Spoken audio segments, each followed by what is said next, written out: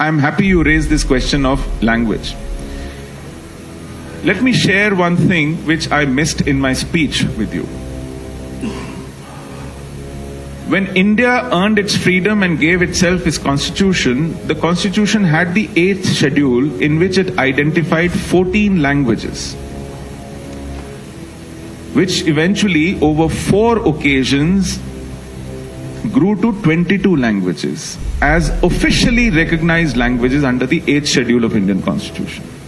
The original 14 languages had one language called Kashmiri. It still is part of the 22, but it is part of the original 14 recognized Indian languages. Now let me tell you something. It is the only language among those 14 which is not taught in any school. It has no textbook. It has no teacher. It has no qualification. It has no examination. It has no degree. It has no literature. It has no newspaper. It has no magazine. It has nothing printed in it. You want to read Kashmiri, you have to take out a rupee, 100 rupee note, and among those languages, read this in Persian script, Hath Ropi, and you will read Kashmiri. That is what they have done to Kashmiri. The only of those 14 languages.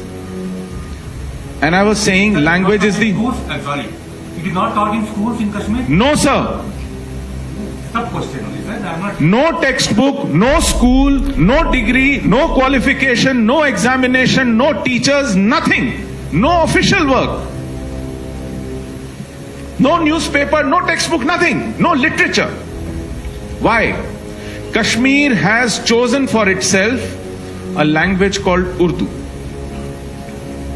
Same Urdu, which was not born in Kashmir but more than 1,000 kilometers away in the corridor between Delhi and Lucknow and Farrukhabad. The same language which was the language of mobilization for India's partition.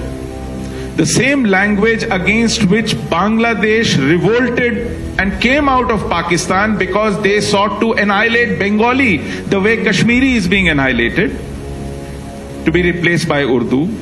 The same language which has annihilated local languages in Pakistan.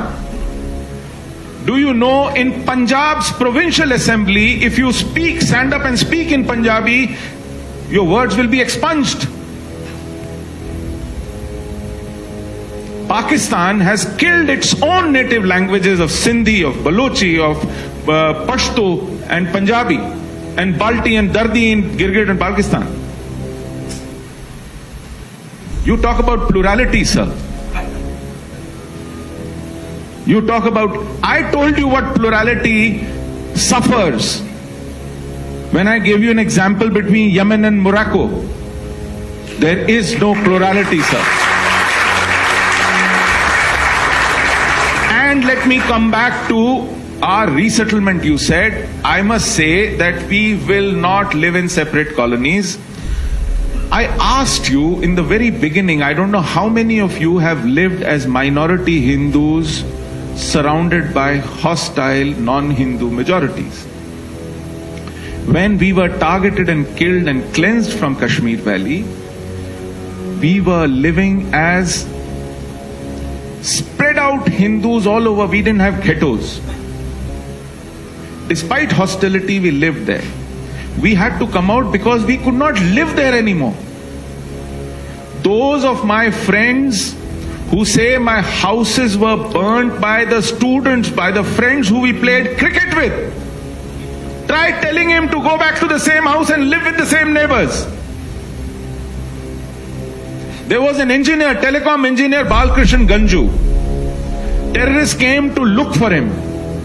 His family hid him in the rice drum at the attic. They searched entire house, couldn't find him, they were leaving. Because in Kashmir, in mohallas, houses are very close to each other. You open a window, you can see, look into another's house. When they were leaving, the lady from the next house called them back. She said, I saw him going up in the attic. Look for him there.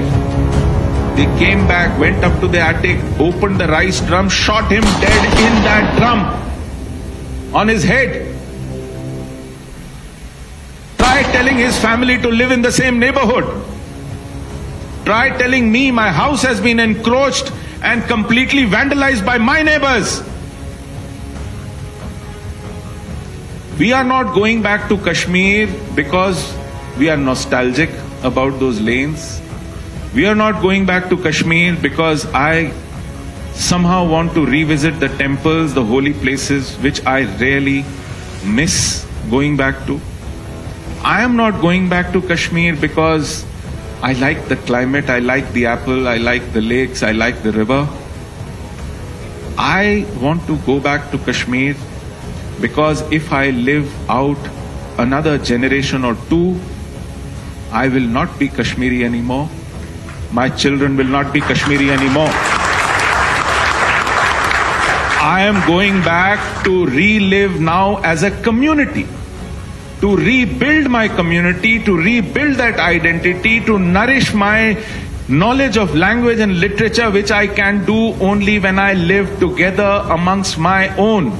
Not live as a soft target, not live as a hostage in the hands of jihadis who can turn my neck and butcher me as some kind of a ransom to this country called India. This is what they have done when people return to their villages. What happened in Vandahama massacre in 1998? What happened in Sangrampura massacre? What happened in Nadi Marg massacre? Not even 2-year-olds were spared. Kalashnikov magazines were emptied on children, defenseless children. Because they thought if they returned, then what would we have achieved? It took us great effort to cleanse them all out. And these massacres took place. Because they went back to the same villages to live in the same homes, they thought the worst was over. It is easy to theorize about things.